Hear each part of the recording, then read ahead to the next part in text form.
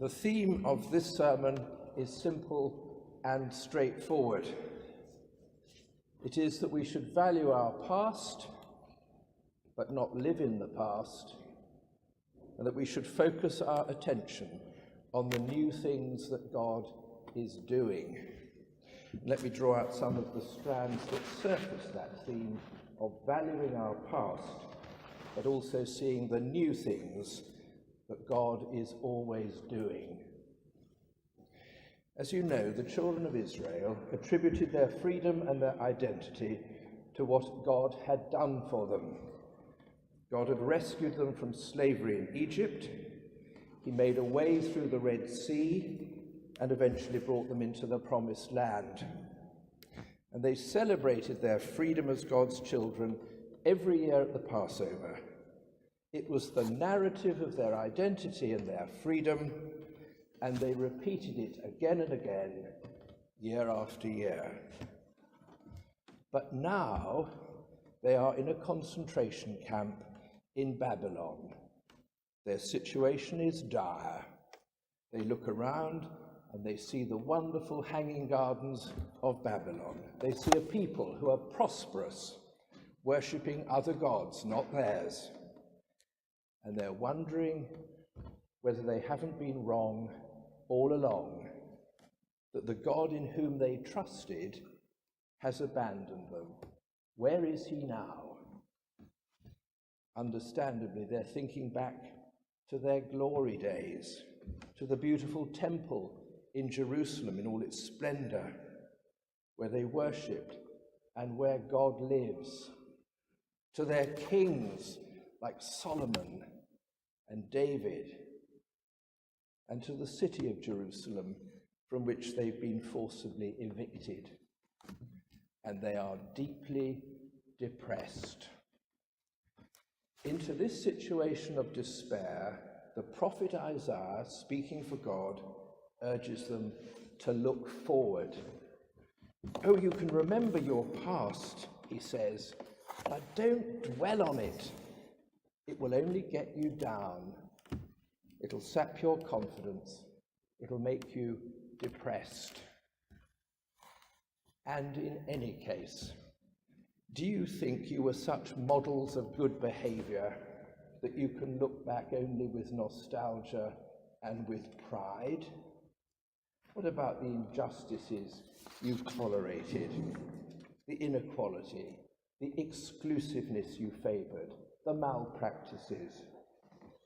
But I'm your God, and I'm going to remain faithful to you. I'm about to do a new thing for you. Can't you see it? I'm going to take you back to your homeland and city of Jerusalem. I will restore it, and I will restore your fortunes, not making a way through the sea, as I did before, but a way through the wilderness, through which I will come to take you home. And now to the gospel reading. The background is the raising of Lazarus from the dead. Remember what Jesus says? Unbind him and let him go. And Martha and Mary, the sisters of Lazarus, are so grateful to Jesus for bringing their brother back to life that they give a dinner in his honor. And Mary worships him. She falls at his feet, the sign of worship. She bathes them with an expensive and highly scented lotion in a great act of love and generosity. She remembers, I think, that when Jesus brought her brother Lazarus back to life, he said, I am the resurrection and the life. Words that point to the climax of the gospel itself, which is the death and resurrection of Jesus.